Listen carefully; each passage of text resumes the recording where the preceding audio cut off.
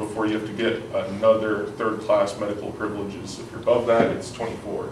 Whereas it used to be 36 months. This was a regulation change that went into effect a year or two ago, I believe.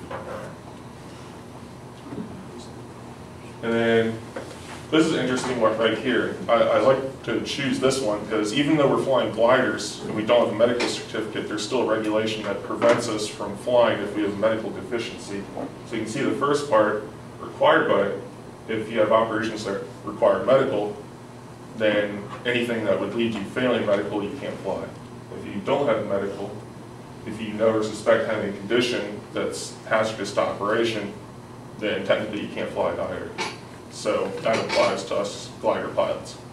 And alcohol and drugs, I'm sure you're all familiar with this, 8 hours bottle throttle, 0.04 alcohol content. And then one I'd like to focus on in particular is no intoxicated passengers unless for emergency or medical treatment. We got a lot of passengers coming out to get rides on the weekends, and sometimes it's hard to tell, so you just got to be careful and make a judgment call on whether they're okay to have up front with controls within their reach and a canopy. I had one fellow that he was misinterpreting my instructions and tried to open the canopy on me, so just be on the lookout. So change of address is one you probably don't read very often. 30 days at a new address, you have to send notification to FAA, otherwise your certificate is not valid. So now on to the airplane, beyond the pilot. So that's quite a list there. So just like before, documents, just like pilots, and then on to inspections and equipment, which we don't deal with very often because we have a pretty good system where the flight line is kind of its own entity and then maintenance is kind of taken care of on the side and together. But it's just good to know about because when you're hopping that airplane after a pre-flight, you're essentially saying, yes, this is all good to go. And you'll probably be a little bit bewildered by how much there really is that needs to be in order. So the documents, probably familiar with the AIR acronym, airworthiness, in plain view of any passengers, registration, operating limits. The operating limits can be included in the aircraft's flight manual or through placards, being the little things under the airspeed indicator and whatnot. And along with weight and balance data. So the little charts we have in the back, or that can be in the operations manual as well, as long as it has the empty moment and arm for the particular glider. And required inspections. So here's a whole slew. This is where I broke it down to airplane and glider. And I included some IFR stuff too, so you can ignore that. So you can see it goes all the way down from airworthiness inspection. I mean, airworthiness directives, manual inspection, PR check, that's IFR, 100-hour if you're doing training for hire. Altimeter, that's IFR. Transponder, if any aircraft is equipped with a transponder, including gliders, every 24 months it has to be checked up on again, pretty much. And then especially, and also with the ELT, every 12 months. Or if it got bumped and accidentally was on for even just an hour, then it has to be inspected and the battery replaced. And then that's you can see the corresponding glider column here. So that all has to be checked and endorsed in the logbook for that aircraft. Now the ELTs are 243 now, aren't they? 243? A frequency? They don't have to be, yeah. Well, I don't think they're monitoring 131.5. That's correct. Yeah, that's true. Okay. Well, if you notice, I didn't say anything about frequency there, just ELTs in general. You aren't required to replace an old 121 ELT with 406. When's the date on that? There is no requirement. Not the U.S. There is in Canada, but not U.S. Well, that's on hold and being rehashed, yeah. Okay, that's good to bring up, definitely. All right, then maintenance records. So this kind of covers what I was saying before. Each one of these has to be logged in the aircraft logbook. And in essence, all you need is description of work done, date of completion, and the signature and certificate number of who did it. So if you ever have to go dredging through the manual, through the logbooks, there you go.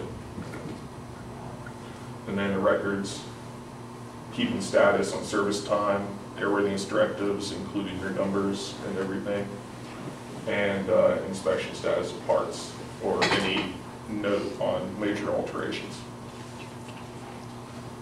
And then here's our equipment requirements. So this covers both airplanes and gliders. So anything involving an engine you can pretty much cross out right away, and everything else left is for glider. So you got airspeed altimeter, that's glider. The rest of the following down there is all engine related. I just include little notes, depending on what engine you have, you need certain instruments. So for a tow pilot, for example, if we had a failed oil pressure gauge, right there, all of our tow aircraft are equipped with a pressurized lubrication system. So that means technically the plane would not be legal to fly if any one of those items was failed. Then typical mag compass, seatbelts for each occupant, and shoulder harnesses for crew or front seat occupants. Then landing gear position indicator, we've got a nice mechanical one of those in the gliders. ELT, if required. And then the rest is kind of not applicable to our operation. So if you have any piece of inoperative equipment, it needs to be removed according to this regulation. If any piece of equipment is on the VFR date type certificate, which comes with the aircraft when it's manufactured, then you can't fly. If it's required on the kinds of operation, which is usually found in the aircraft flight manual, and it's required for the specific operation you're doing, like VFR day or night VFR, then you can't fly. And then you can see we discussed 91.205, that's what we just covered. If anything's required on that or any other part in the regulations, you can't fly, or dealing with airworthiness directives. So that's, if you can't fly, the equipment you can't fly with. But if the equipment is not required for your given operation, then these are the steps you go through to make it okay to fly. So it can either be removed from the aircraft or deactivated, and then it has to be placarded accordingly on the control on the aircraft's panel, and then it has to be recorded in accordance with Part 43 for maintenance. And then the PIC has to determine flight is safe without that piece of equipment. Before you move on, if Yeah. I may, we now have posted in each one of the hangars a bright yellow card that says, "Do not operate." And it's in a plastic bag, there are the cards, a pen, and little wire ties. So if you determine that a glider or tow plane should not be operated, get one of those things, put it either on the stick or on the master switch, and it'll be obvious what, or you log on there what the problem is. Notify maintenance officer, notify the operations person, so that the thing can get fixed. If you are going to remove that tag, make darn certain that whatever the problem was is fully resolved. Get somebody else involved in solving the problem.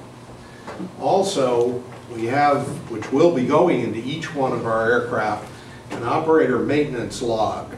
And if you do anything to any one of the gliders or power planes, change oil, replace missing screws, Ding the wing. almost anything, Yeah. go ahead and log it in here. You put the date on here, what you did, your name, and then have somebody else come along and put their name on there saying, yes, they've kind of looked over your shoulder on what you did. When it comes annual time, our inspector is going to look at this thing, and I may put 3 sheet metal screws in a tow plane this week, and Kevin does the same thing, same 3 tomorrow, and somebody else, Gary, does them next week, and none of us know about it. Well, if it's logged on here, the mechanic can look at this thing and say, my goodness, we got a problem with that particular area on this aircraft, and solve the problem on it. Anything permanent that needs to go into the aircraft logbooks, such as oil changes, can get picked up from here and properly entered into the aircraft and engine logs. So be aware of that. It's a new procedure. We may change this a little bit, sort of depending on how it works. But it's something that